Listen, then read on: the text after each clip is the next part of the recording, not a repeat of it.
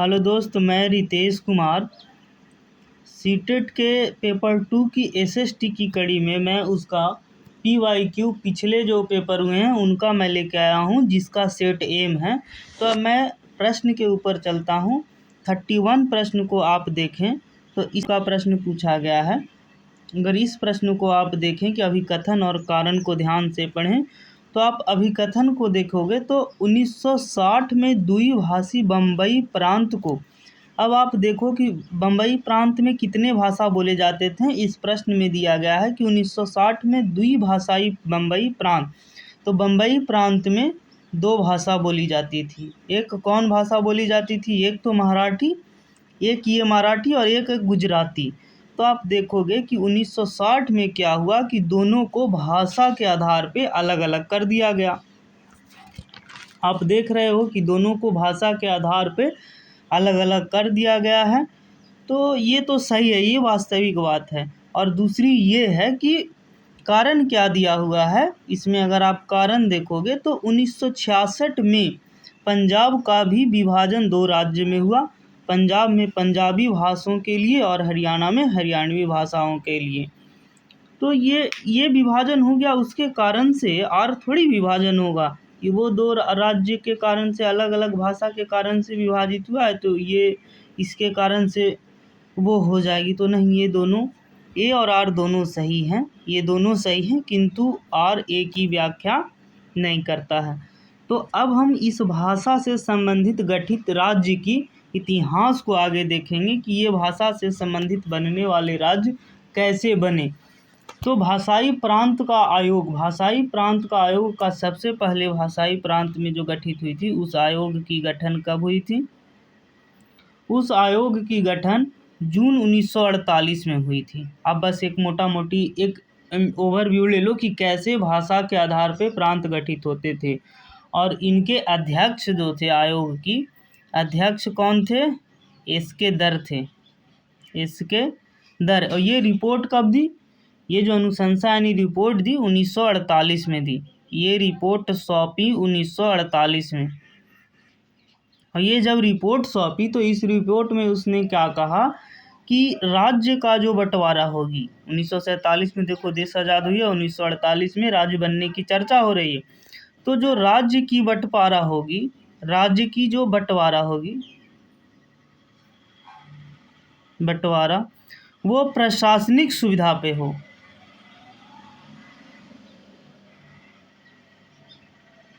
प्रशासनिक सुविधा पर हो, ना कि भाषा के सुविधा पे। भाषा की सुविधा पे आप ये देखिए, भाषा की सुविधा पे नहीं हो, प्रशासनिक सुविधा पे हो। तो इसकी बात लोगों ने नहीं मानी, इस आयोग की बात लोगों ने नहीं मानी। तो फिर एक और समिति की गठन हुई, जिसे हम क्या किस नाम से जानते हैं? जेवीपी समिति। जे जेवीपी समिति। अब ये जेवीपी समिति की कब गठन हुई? आप देखोगे कि ये रिपोर्ट दी थी कब? दिसंबर 1948 में। कौन रिपोर्ट दी है? भाषाई आयोग। और जेवीपी समिति कब गठित हुई? 1948 में। कारण क्या था कि लोग नहीं माने कि जो बंटवारा हो राज्य का वो प्रशासनिक सुविधा के आधार पे हो।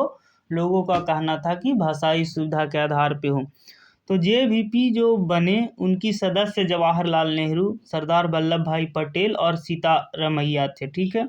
और इन्होंने जो रिपोर्ट दी, आप देखोगे इन्होंने जो रिपोर्ट दी है, ये जो रिपोर्ट दी है वो कब दी है? 1949 में। आप देखो 47 में आज़ाद हुई, 48 में एक भाषाई आयोग बनी, उनकी रिपोर्ट लोगों ने नहीं माना। अब आप देखो कि 1948 में फिर एक जेवीपी समिति बनी। उनमें कौन कौन थे? जवाहरलाल नेहरू थे, सरदार वल्लभ भाई पटेल थे, सीतामढ़ी थे। इन्होंने भी क्या कहा कि भाषा के आधार पे, भाषा आधार पे राज्य का गठन नहीं होगा। तो इनकी रिपोर्ट भी लोगों ने नहीं मानी। अब उसके बाद ये 1949 में अपना रिपोर्ट प्रस्तुत की और इन लोगों ने नहीं माना। तो इनके बाद भी एक और गठन हुआ, एक और समिति बनी, जिसका नाम क्या था? राज्य पुनर्गठन आयोग। अब ये राज्य पुनर्गठन आयोग, राज्य पुनर्गठन आयोग। अब इस आयोग की गठन कब हुई? तो 1953 में आप देखोगे। इधर तो सरकार ये राज्य पुनर्गठन आयोग या जो भी आयोग बना रही है, उधर लोग अनशन पे बैठ गए। अब इसकी अध्यक्ष कौन थी? अध्यक्ष कौन बने? फजल अली। इनकी अध्यक्ष कौन बन गए? फजल अली। अब जो ये अध्यक्ष बने फजल अली ने रिपोर्ट सौंपी कब? ये 1955 में इन्होंने रिपोर्ट सौंपी। और ये जो रिपोर्ट सौंपी उसमें क्या बताया ये कि भाषाई आधार पे भाषाई आधार पे ये बनेंगे। तो आप ये देख रहे हो इस साइड में, एक साइड में आप देख रहे हो कि सरकार जो है वो समिति पे समिति बनाई जा रही है। सरकार ऐसे ही थोड़ी समिति पे समिति बनाई जाएगी। इसका सबसे बड़ा कारण क्या था कि जो जनता थे वो इस बात को मानने के लिए तैयार नहीं थे। जनता जो थे वो इनकी रिपोर्ट से सहमत नहीं थे, तो सरकार समिति पे समिति बना रही थी और जनता आंदोलन कर दिए। और पहले आंदोलन कैसे होती थी? अनशन पे बैठ के। तो आप देखोगे कि सबसे पहला उदाहरण भाषाई आधार पे कौन राज्य बना है? आप याद रखना, सब ये प्रश्न पूछे जाते हैं कि भाषाई आधार पे सबसे पहला राज्य कौन बना? आंध्र प्रदेश। आप ये देखोगे कि भाषाई आधार पे कौन बना? आंध्र प्रदेश। ये राज्य बना आंध्र प्रदेश। और ये कब बना?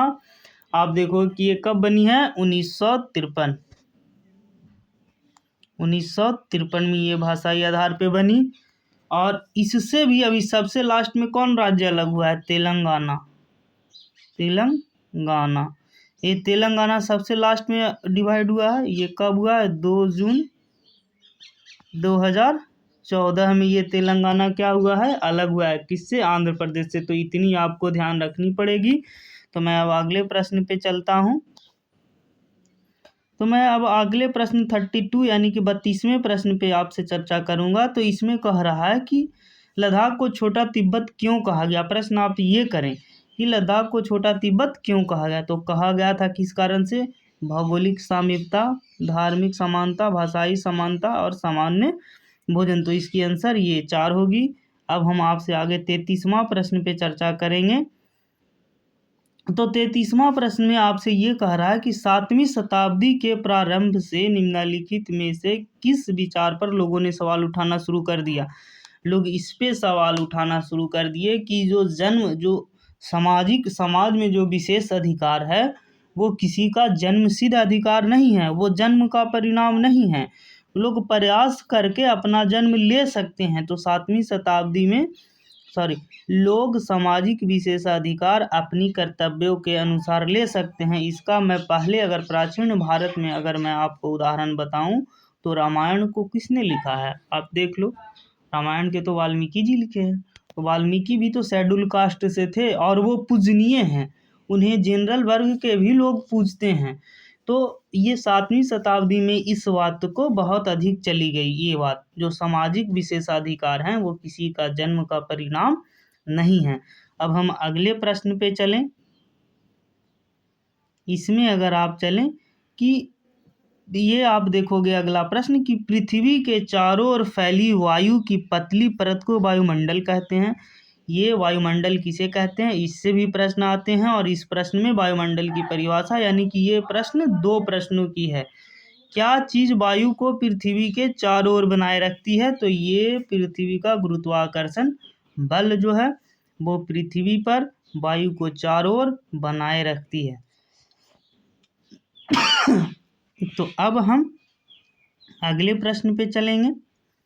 इस प्रश्न में अभी कथन और कारण की प्रश्न है। तो अब आप इसमें देखोगे कि मुगल साम्राज्य के एक शासक है शाहजहां। और इसमें पूछा है कि शाहजहां के शासन काल के दौरान मुगल वास्तुकला के विभिन्न तत्व एवं भव्य सुसंगत संश्लेषण में लाए गए। एकदम बिल्कुल कहा गया है, क्योंकि आप ताजमहल देख लो, आगरा में कौन बनाया? यही बनाया। ताजमहल कौन बनाया? यही बनाए।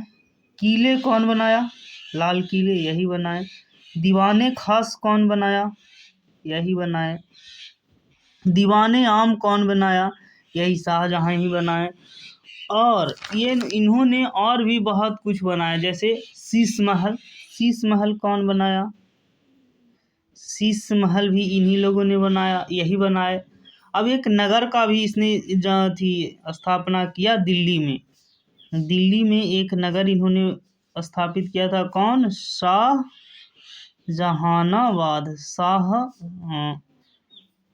शाहजहानाबाद। और अगर इस जहानाबाद को खाली देखें तो बिहार में एक डिस्ट्रिक्ट है जहानाबाद, और शाहजहानाबाद कहाँ है? दिल्ली में। तो अब ये इसकी कारण पे हम चर्चा कर, कभी कथन तो सही हो गए। कारण क्या है कि उनके शासन में अनवरत निर्माण कार्य चलते रहें, विशेष रूप से आगरा और दिल्ली में। ये जो है ए और आर दोनों सही है, और आर ए की व्याख्या करता है। इसका आंसर 1 हो जाएगा। अब हम अगले प्रश्न 36 पे चलते हैं। तो 36वां प्रश्न थोड़ी विशेष वाली है, व्याख्या करने वाली है। तो आप देखो कि हमारा सौर परिवार निम्नलिखित खगोल पिंडों से बना है।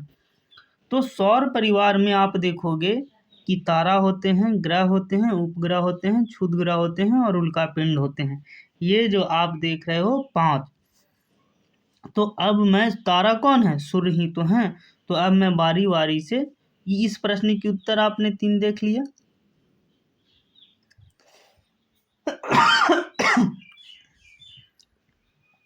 अब इस आगे ले चलता हूँ कि तारा की परिभाषा क्या होती है। तो मैं तारा की परिभाषा, इसमें प्रकाश और ऊष्मा दोनों होते हैं, ये तो आप देखे होंगे, जानते भी हो दोनों होते हैं।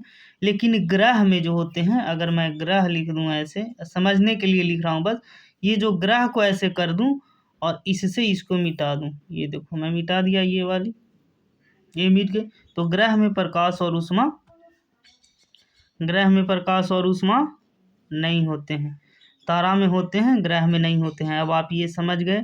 तो तारा तो आप जानते होंगे कि सूर्य है, सूर्य आप जानते हो। ग्रह 8 आप जानते हो, बुध शुक्र पृथ्वी मंगल बृहस्पति शनि अरुण वरुण, ये आप जान गए। अब आप उपग्रह जानो। तो सब ग्रह के जो होते हैं वो अपने अपने उपग्रह होते हैं। जैसे पृथ्वी की उपग्रह कौन है? पृथ्वी की उपग्रह कौन है? चंद्रमा है। पृथ्वी के उपग्रह कौन है? चंद्रमा है। वैसे ही शुक्र ग्रह के अपने उपग्रह हैं, बृहस्पति के अपने हैं, बस बुध की उपग्रह नहीं है, और एक और कोई ग्रह है उसका उपग्रह नहीं है। तो अब हम आपसे आगे चलें, इस कड़ी में आपको आगे लेके चलते हैं कि अब आप इस क्षुद्र ग्रह को देख रहे होगे इस ऑप्शन में कि क्षुद्र ग्रह क्या है। तो मैं दूरी के अनुसार ग्रह को लिखता हूँ। बुध, शुक्र, पृथ्वी, ये मैं कर दिया, ये कर दिया, मंगल भी लिख दिया। इसको मैं बृहस्पति लिख देता हूँ, आप समझ जाना, बृहस्पति। इसको मैं बुध शुक्र पृथ्वी मंगल बृहस्पति, और इसे मैं लिख रहा हूँ शनि अरुण, और ये मैं लिखा वरुण। अब मैं थोड़ी सी कलर चेंज करता हूँ, ये कलर लिया और इसमें मैं ऐसे ऐसे ये मैं कर दिया। तो अब आप देखे होंगे,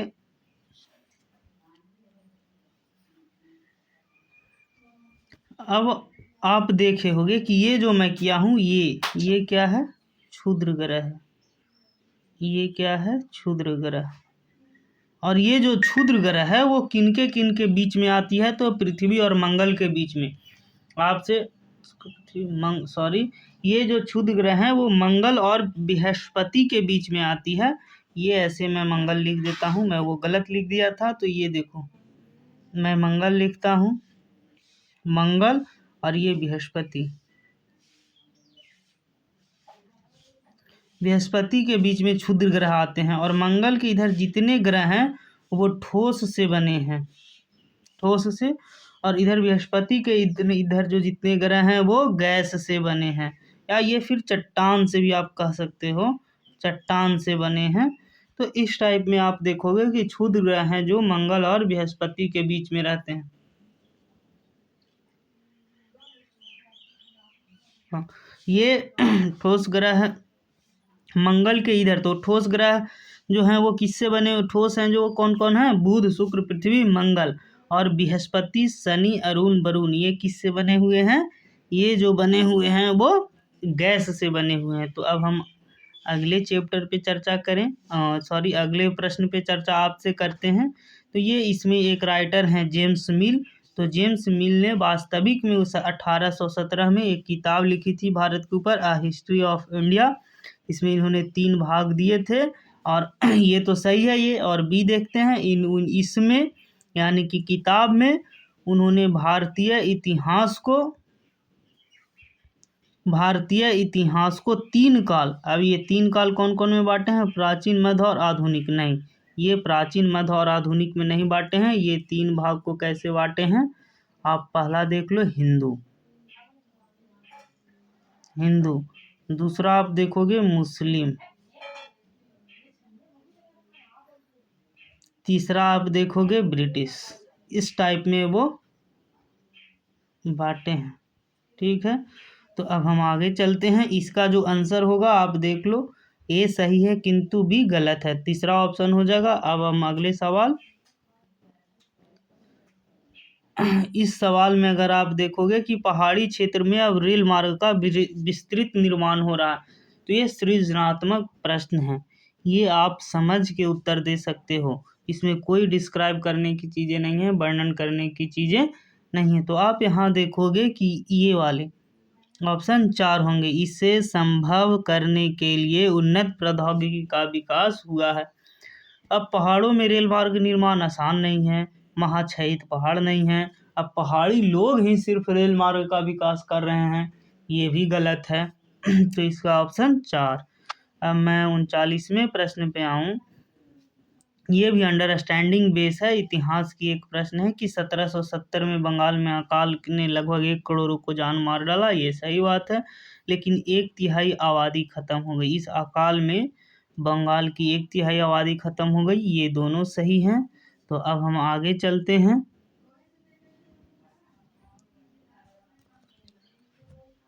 अब आगे चलें इसमें, तो इस प्रश्न में अगर 40 प्रश्न में देखें तो 40वां प्रश्न हमसे क्या कह रहा है कि भारतीय उपमहाद्वीप में गंगा ब्रह्मपुत्र बेसिन की व्याख्या करने वाले कथन का चयन कीजिए। अब इसमें आप देखोगे कि इस प्रदेश में शंकुधारी वन है। अब आप शंकुधारी वन कहाँ देखने को आपको मिलेगा? असम में मिलेगी, अरुणाचल प्रदेश में मिलेगी। तो आप ब्रह्मपुत्र नदी को अगर आप देखोगे तो ब्रह्मपुत्र नदी जो है वो आपको असम में भी बहती हुई दिखाई देगी और उत्तराखंड में भी। तो शंकुधारी ये दोनों मिल गए। अब यह बेसिन उपोष्ण में स्थित है, तो ये भी आप सच में जान रहे हो कि हैं।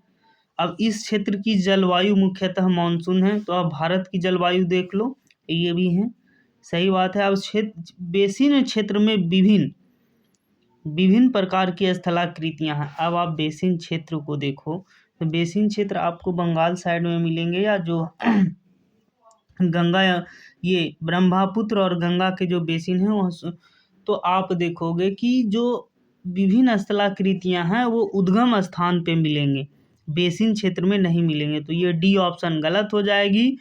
तो आपको आंसर ए, बी और सी देना है। तो इसमें और मैं कुछ विशेष चर्चा कर दूं कि ये जो गंगा नदी को लेकर, तो गंगा नदी को आप देखो, बस ये मैं गंगा नदी लिख दिया। तो गंगा नदी का उद्गम आप देख लो,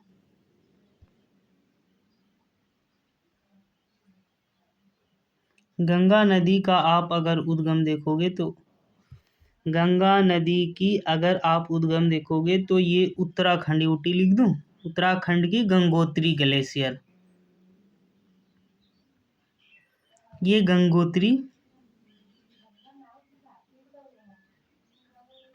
गंगोत्री ग्लेशियर से है, आप देख लिए।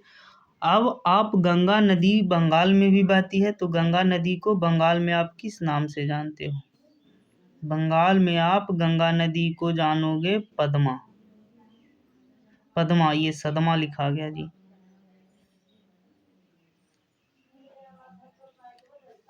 पद्मा के नाम से। और ये गंगा नदी सबसे लंबी नदी भी आप अगर आप देखो तो भारत की होगी।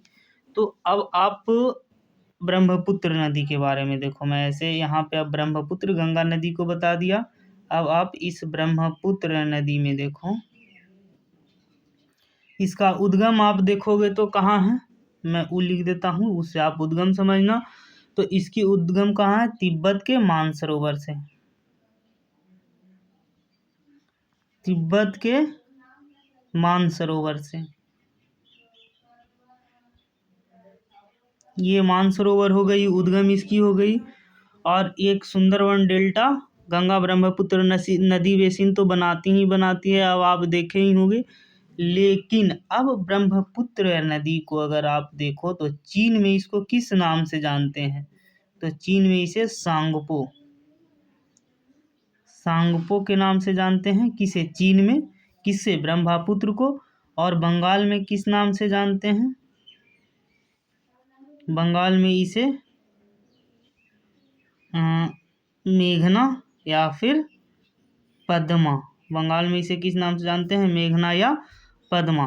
तो मैं इस चैप्टर का, इस प्रश्न का मैं वर्णन किया। अब मैं आपसे अगले प्रश्न पे चलता हूँ, 41वें प्रश्न। इसमें ये पूछा गया है कि स्त्री पुरुष तुलना नामक पुस्तक की रचना किसने लिखा है, तो ताराबाई शिंदे लिखे हैं। आप देखोगे कि ताराबाई शिंदे लिखे हैं। अब हम आपसे ताराबाई शिंदे एक पुस्तक का नाम बताए, इसकी आंसर हो गई।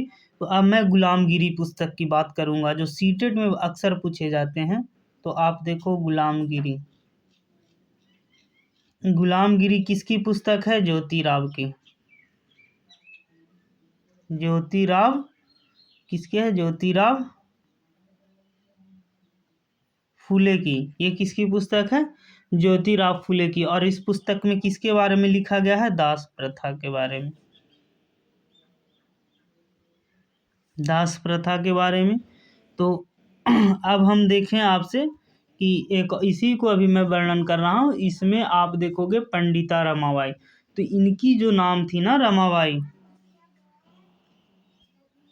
रमाबाई, ये रमाबाई संस्कृत के बहुत बड़े विद्वान थे, ये एक औरत हैं।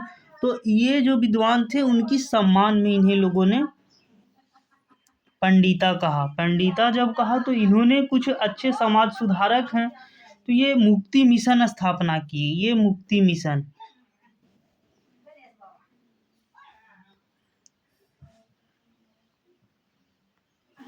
मुक्ति मिशन की स्थापना की है, कहाँ, पूना में। तो ये आप इसकी पहली इनकी समाज सुधारक देखे। अब ये शारदा भवन भी अब स्थापना की, शारदा भवन। तो ये जो शारदा भवन है ये कहाँ की है, मुंबई में। ये कहाँ की है, मुंबई में। और कब किए, तो ये जो शारदा भवन का स्थापना किए वो 1879 ईस्वी में किए, 11 मार्च को। ये मार्च आप याद रखो या ना रखो। तो मैं आपको शारदा भवन बताया, मुंबई बताई, कहाँ स्थापना किए और ये रमाबाई को पंडिता क्यों कहा गया। तो अब हम आपसे पेरियार के ऊपर ले चलते हैं। इस ऑप्शन में देखोगे आप कि इनकी पेरियार की भी चर्चा है। तो पेरियार इनकी उपाधि थी, और असली नाम, ओरिजिनल नाम जो था वो ईवी रामा स्वामी नायकर, और ये तमिलनाडु। पेरियार की अर्थ अगर आप देखोगे, ये जो पेरियार हैं इनकी अगर अर्थ देखो तो ये सम्मान होता है, सम्मानित होता है। सम्मानित होता है किस भाषा में, तमिल भाषा में। तमिल भाषा में पेरियार का अर्थ क्या होता है, सम्मानित। ये पेरियार का आप देख लिए। लेकिन पेरियार क्या किए थे, ये जो पेरियार थे वो द्रविड़ आंदोलन भी किए थे, द्रविड़ आंदोलन, ये आप समझ लेना। और द्रविड़ आंदोलन में 3 की व्याख्या की गई है, आप ऐसे बना लो, द्रविड़ आंदोलन में किसकी व्याख्या की गई है, 3 लोगों की। इन्होंने ब्राह्मण का खूब विरोध किया, ठीक है, ये विरोध किए ब्राह्मण को पूरा।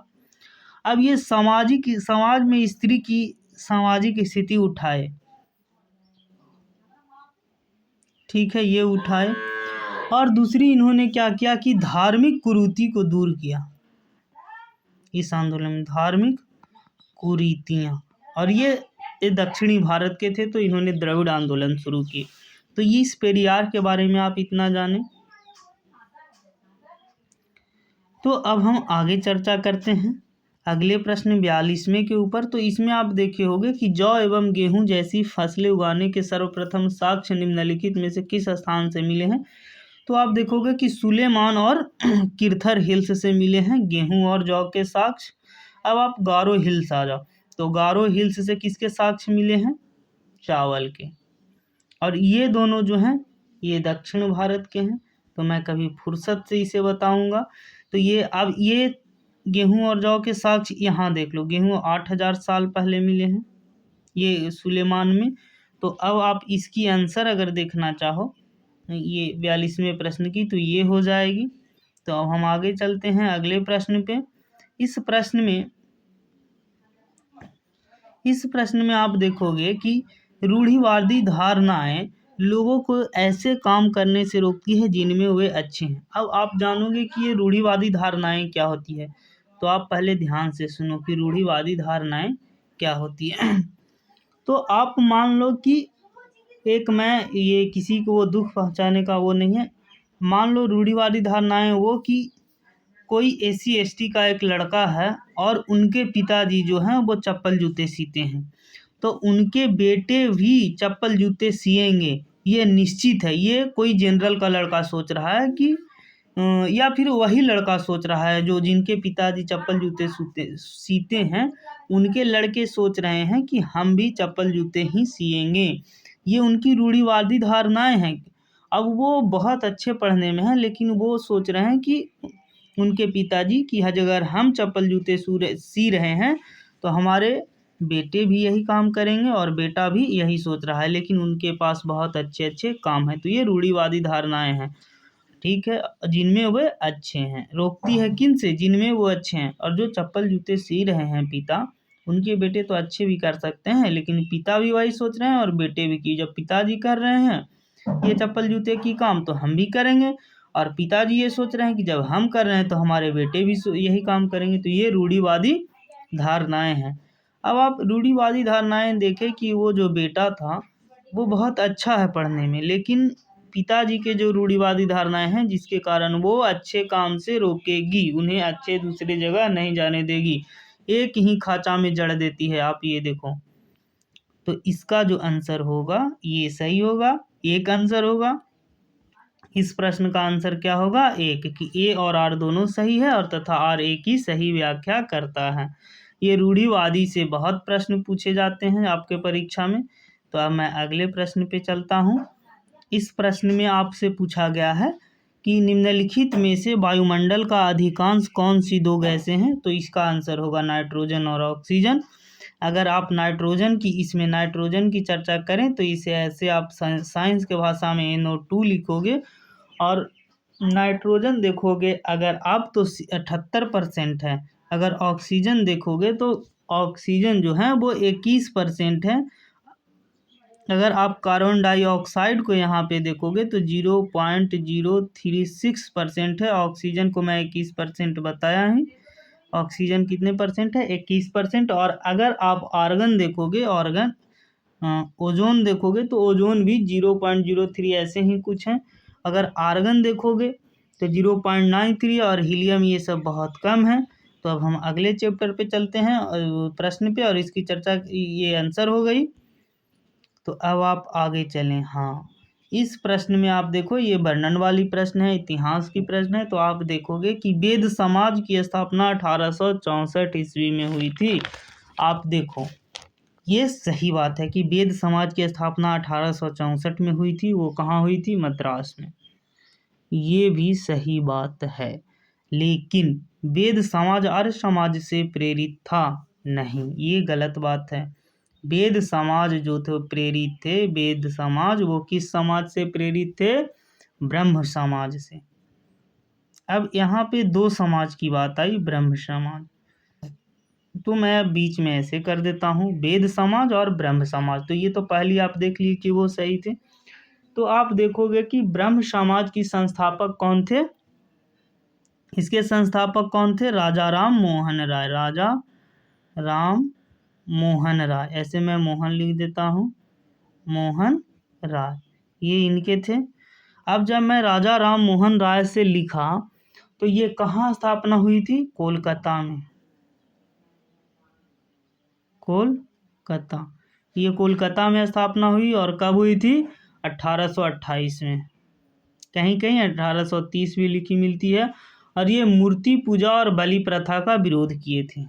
आप देखोगे कि ये जो विरोध किए हैं मूर्ति पूजा और बलि प्रथा, मूर्ति पूजा और बलि प्रथा का विरोध किए। ये क्या किए हैं? मूर्ति पूजा और बलि प्रथा का विरोध किए हैं। अब आप इधर वेद समाज की आ जाओ।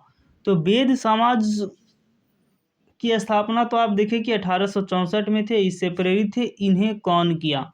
वेद समाज की स्थापना कौन किया? तो ये वेद समाज को मैं ऐसे कर देता हूँ और यहाँ चलता हूँ। तो वेद समाज में कौन थे? केशव चंद्र सेन।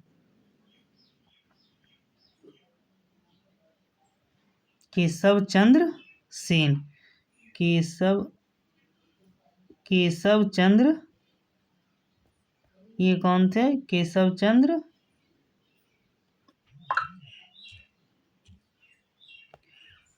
ये वेद समाज की स्थापना कौन किए हैं? आप यहाँ पे देख लो, वेद समाज को मैं ले रहा था।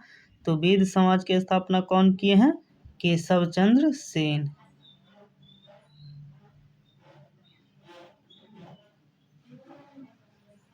ये केशव चंद्र सेन किए हैं। और इनके साथ एक घरलू नायडू थे। और इन्होंने हिंदू धर्म में जो रूढ़िवादी धारणाएं थी, अभी मैं रूढ़िवादी धारणा बताया कि क्या होती है।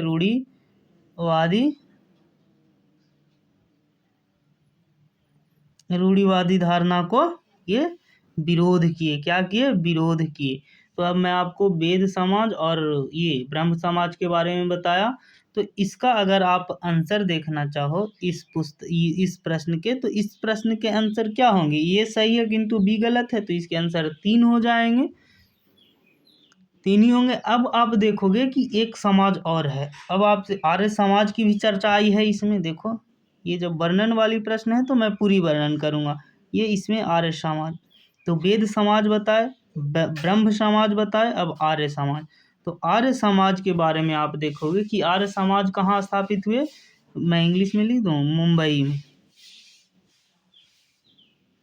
मुंबई में। अब कब? 1875। ये 1875 में हुए। और कौन किए? दयानंद सरस्वती।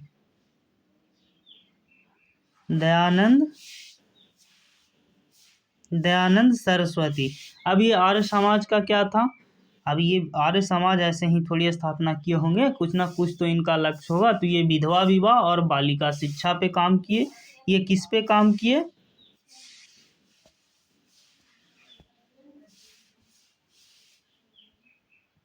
विधवा विवाह एंड बालिका शिक्षा। किस पे काम किए हैं? बालिका शिक्षा पे। ये बालिका शिक्षा पे काम किए हैं। तो अब हम आपसे आगे चलते हैं अगले प्रश्न की ओर। मैं आर्य समाज बताया, वेद समाज बताया। ये कब है? 1875 में। इसकी स्थापना कहाँ हुई है? मुंबई में। तो अब मैं अगले प्रश्न के ऊपर चलता हूँ। ये 46 में। अब आप इस प्रश्न में देखोगे कि 1929 में बाल विवाह निषेध अधिनियम पारित किया गया। एकदम सही है। इस अधिनियम के अनुसार पुरुष और महिला की एज कब शादी करनी चाहिए? तो इस अधिनियम में आप देखोगे कि पुरुष और महिला की जो एज है, यानी कि महिला की जो एज होगी, पुरुष और महिला, तो इसमें जो पुरुष की एज होगी, आप इसमें क्रमशः देखें, पुरुष पहले रहेगा और महिला पीछे रहेगा। तो पुरुष की एज कितनी हो जाएगी? 16। और महिला की एज कितनी हो जाएगी? 18। तो ये हो गई किसकी? पुरुष और महिला की एज। ये कब लागू थी? इसका जो है वो, हाँ, ये जो पुरुष और महिला की एज आपने देखा, ये आंसर हो जाएगी 2, 18 और महिला की 16। अब हम अगले प्रश्न के ऊपर चलेंगे। तो अगले प्रश्न में आप 37 में आप देखोगे, इस प्रश्न में आप देखोगे कि बंगाल और इस प्रश्न में आप देख रहे हो कि भारत और बंगाल पटसन के अग्रणी उत्पादक हैं। ये सही बात है, लेकिन पटसन की वृद्धि को बल प्रदान करने वाले कथनों का चयन कीजिए। पटसन कहाँ ज़्यादा उपजेगी? तो इसमें आप देखो, जलोढ़ मिट्टी में तो हर फसल अच्छे उगते हैं। इसमें तापमान भी की आवश्यकता होती है, उच्च तापमान की, एकदम सही। इसमें निम्न तापमान और निम्न वर्षा नहीं, पटसन में अधिक वर्षा।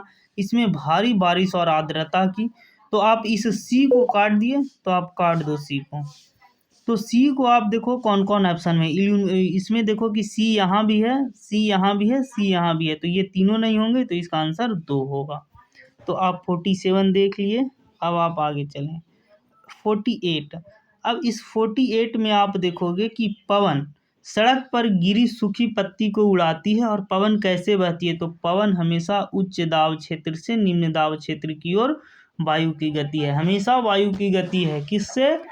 उच्च दाब से निम्न दाब की ओर। ये आपको एकदम रोट लर्निंग है, ये बार बार परीक्षा में इससे प्रश्न पूछे जाते हैं। ये पिछले साल के ही तो, पिछले पेपर के ही तो प्रीवियस पेपर हैं ये। अब आप 49 पेपर पे चलेंगे तो 49 में आप देखोगे कि पृथ्वी पर उष्ण, ये देखो आप, पृथ्वी पर उष्णकटिबंधीय क्षेत्र सबसे अधिक ऊष्मा प्राप्त करते हैं, क्योंकि दोपहर का सूर्य ठीक सिर के ऊपर होता है। जब ठीक सिर के ऊपर होगा सूर्य, ऐसे 12 बजते हैं, तो आप देखोगे कि सूर्य हैं जो ठीक सर के ऊपर आते हैं, तो सबसे ज़्यादा टेम्परेचर होती है।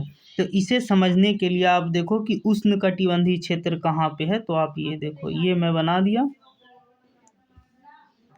ये अब मैं ये पेन ले लूँ, ये उष्णकटिबंधीय क्षेत्र मैं दिखाता हूँ। ये 0 डिग्री हो गए। अब मैं आपको ये 23 डिग्री लिख दूँ, 23.5। और फिर मैं ये मक्कार लेखा लिख दूँ, यानी कि 23.5। ये मक्कार को मैं मक्कर कर देता हूँ। और ये कर्क रेखा, ये तो विषुवत रेखा आपको पता ही होगा, ये भी नहीं पता है विषुवत रेखा। अब मैं ऐसे ऐसे कर दे रहा हूँ। ये देखो, ये मैं समझने के लिए कर रहा हूँ। अब इन दोनों के बीच, कर्क रेखा और मकर रेखा के बीच का जो क्षेत्र है उसे हम क्या कहेंगे? उष्णकटिबंध। अच्छा, पेन का कलर चेंज करते हैं। ये पेन हो गई। ये दोनों का क्षेत्र क्या जो है वो क्या है? उष्णकटिबंध। आप देख लिए उष्णकटिबंध किसे कहते हैं।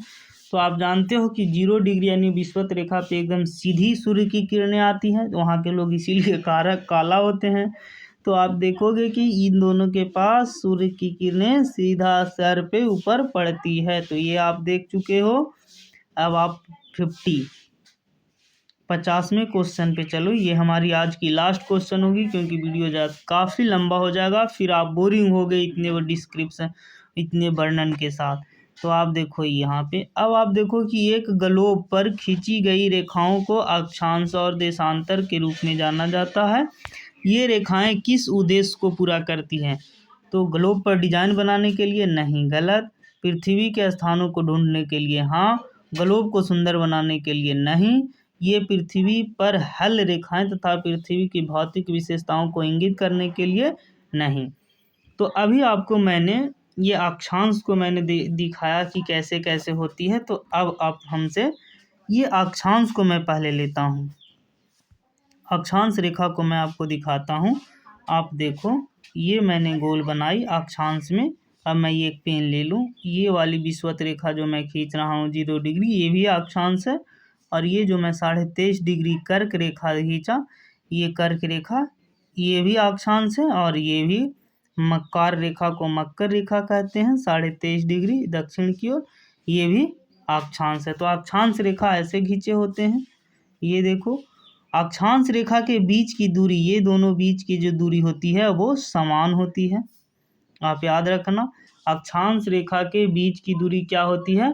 समान होती है। और कुल अक्षांश रेखा कितने हैं? आप देखोगे कि कुल अक्षांश रेखाएं कितनी हैं? आप देख सकते हो 181। आप अगर काउंटिंग करोगे तो कितने हैं? 181। अब हम अक्षांश रेखा आपको बता दिए। अब हम आपको बताते हैं देशांतर रेखा। इस रेखा की अब हम आपसे चर्चा करते हैं, देशांतर रेखा। तो देशांतर रेखा के लिए भी मैं इधर एक बहुत बड़ा ये ले लिया। अब आप देखोगे कि देशांतर रेखा में ये ऐसे सीधी लिखी रहती है। इसको एक तरफ 0 डिग्री, एक तरफ 180 डिग्री। और जो 180 डिग्री है ये वाली लाइन, ये मानक समय रेखा है, अंतर्राष्ट्रीय मानक समय रेखा। ये अंतर्राष्ट्रीय मानक समय रेखा है। अगर इस पे समय रेखा के उत्तर और पश्चिम, पूरब और पश्चिम करने लगूंगा तो बहुत लंबा होगा, तो इसलिए मैं शॉर्ट में ये बताता हूँ आपसे। ये जो है, ये आप देख रहे हो देशांतर की मैं चर्चा कर रहा हूँ, ये वाली देशांतर की। तो अब मैं पेन ले लूँ, तो ये देशांतर रेखाएं ऐसे खींची जाती है, ये होती है। ये की क्या, कौन रेखाएं हैं? ये देशांतर रेखाएं हैं। ये कौन रेखाएं हैं? ये देशांतर रेखाएं हैं। और ये इस रेखा का नाम यहाँ 0 डिग्री है, और यहाँ 100, यहाँ पे क्या है 180 डिग्री। और इन दोनों के बीच की दूरी ध्रुवों पर क्या होती है? ध्रुवों पर बीच की दूरी 0 होती है, और ये बीच में कितनी होती है? 360 डिग्री। और इनकी कुल संख्या कितनी है? 179। इनकी कुल संख्या कितनी है? 179। और अब मैं आपसे इधर कलर चेंज करके मैं लिखता हूँ ब्लू से। ये जो भारत का मानक समय है, आप देखोगे भारत का मानक समय, भारत का जो मानक समय है वो कितना है? 82.5 डिग्री ईस्ट है। और ये कहाँ से गुजरी है? यूपी के मिर्ज़ापुर से। तो मैं 50 से अगले 20 प्रश्न का वो की फैक्टर मैं अगले वीडियो में लाऊंगा।